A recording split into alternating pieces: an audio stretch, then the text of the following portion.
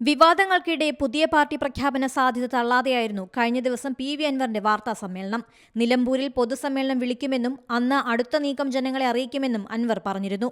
Party പ്രവർത്തകരിലും കോടതിയിലുമാണ് ഇനി വിശ്വാസമുള്ളത്. പാർട്ടിയിലെ സാധാരണക്കാരായ സഖാക്കളുടെ പിന്തുണ തനിക്കുണ്ടെന്നും അൻവർ ആവർത്തിച്ചു. പി.വി. അൻവർ എം.എൽ.എയുമായി പാർട്ടിക്ക് യാതൊരു ബന്ധവുമില്ലെന്ന് CPM വ്യക്തമാക്കി കഴിഞ്ഞു.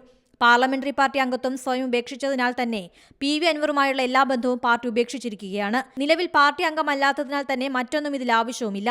പലരും കമ്മ്യൂണിസ്റ്റ് പാർട്ടി തകരുമെന്ന് പറഞ്ഞതിന് ശേഷവും പാർട്ടി അധികാരത്തിലെത്തിയിട്ടുണ്ടെന്നും MV ഗോവിന്ദൻ പ്രതികരിച്ചു.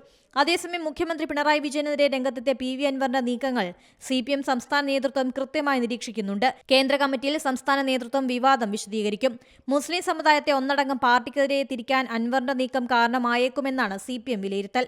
News desk C Malayalam news. പുതിയ വാർത്തകളും വിശേഷങ്ങളും ഇനി വിരൽ തുമ്പിൽ. എല്ലാ ഡിജിറ്റൽ പ്ലാറ്റ്ഫോമുകളിലും ഇപ്പോൾ സി മലയാളം ന്യൂസ് ലഭ്യം.